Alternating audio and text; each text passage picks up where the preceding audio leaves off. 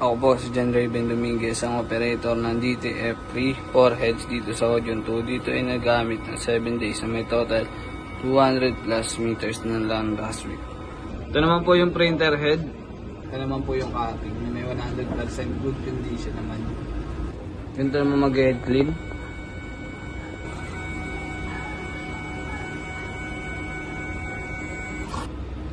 Ganito naman mag-nozzle check.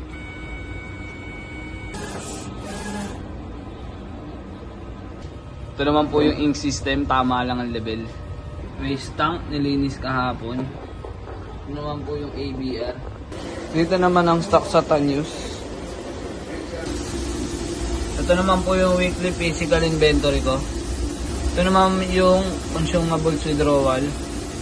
Ito naman po yung weekly physical inventory.